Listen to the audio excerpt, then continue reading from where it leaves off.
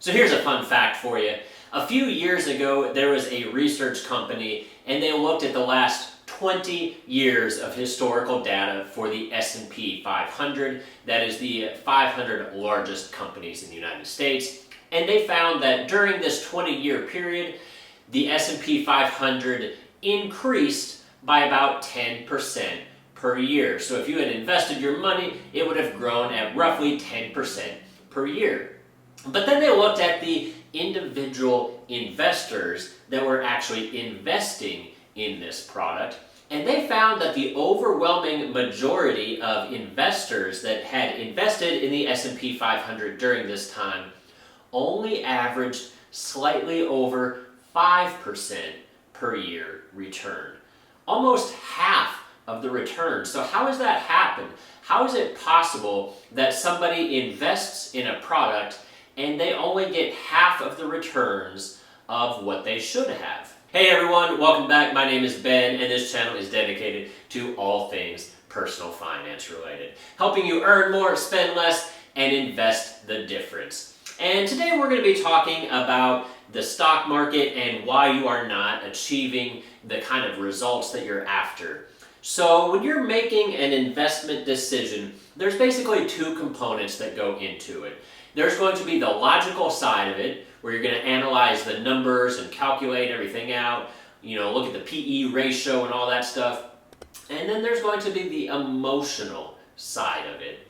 And this side of it, the emotional side of it, that's what gets people in trouble and causes them to lose a ton of money. So as you know, right now the coronavirus is going around and everybody is freaking out both about the virus itself and about the economy. A lot of people have been laid off, the stock market has crashed, the sky is falling. It's just a crazy time to be alive. And during this time, a lot of people are just simply panicking. And the problem with that is when you panic, you are making emotional decisions instead of logical decisions. So these emotional decisions can pop up from time to time. So maybe it was a pandemic like the coronavirus, or maybe you're getting closer and closer to retirement, or whatever the case may be where you become overly defensive about your investment. Now, I know a lot of people right now, they see the stock market crashing, and so the first thing they do is they rush out and they sell all of their investments because they don't want it to keep going down.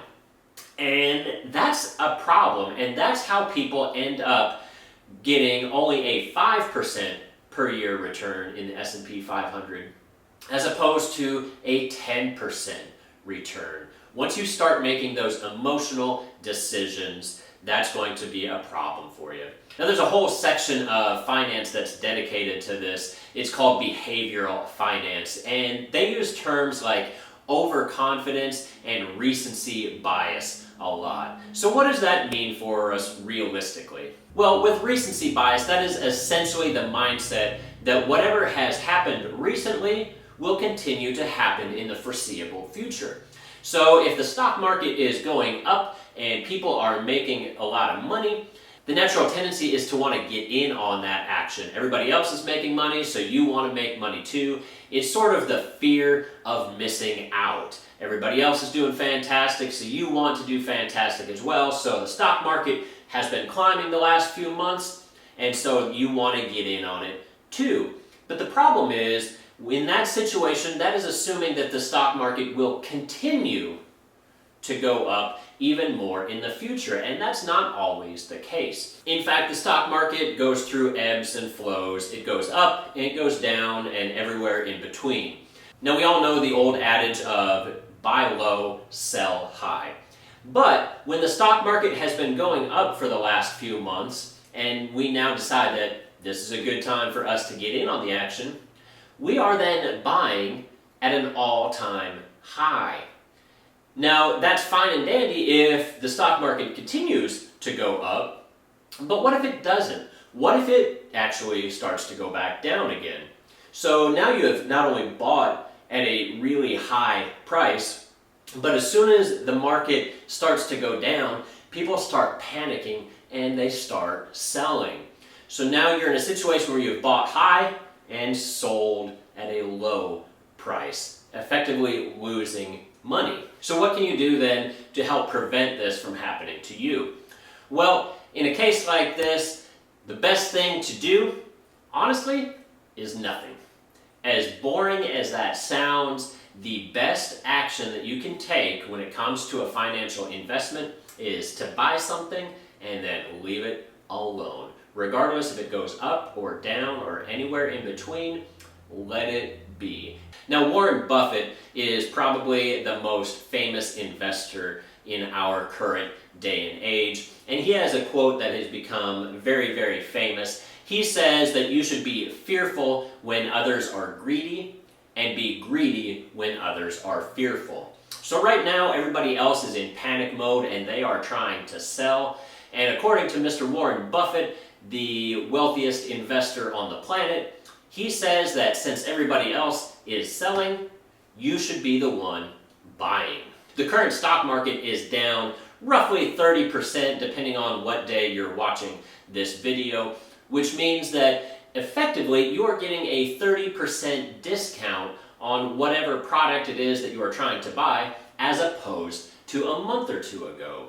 This is the quintessential idea of buying low. Whenever the stock market dips, that's when you really want to go full steam ahead and put as much money as you possibly can into this thing. Because at some point, the economy will recover. It may not be next week, it may not be next month, but at some point the economy is going to recover and the prices are going to return to where they previously were. And as long as you are investing when the market is down instead of panicking and selling, you stand to gain a lot of money. But I admit it is really hard to throw money at a sinking ship. You see the stock market heading down each and every day, and it's really hard to put money towards that when you consistently see nothing but red. Every day the stock market is down a little bit more and a little bit more and a little bit more. So that's the challenge, is overcoming those fears and that recency bias of just because the market has been going down does not mean the market will continue to go down. You want to make sure that you're buying low. That way, when the stock market rebounds, you can then sell high and make a nice profit. So if you are fortunate enough to still have a job, to still have a nest egg, and to have a little bit of disposable money to be able to play in the stock market, I would say this is the time to buy. You want to be greedy when others are fearful. So if you found this video useful, please be sure to subscribe. I have new content coming out every week. And as always, I'll see you all again next time. Thanks.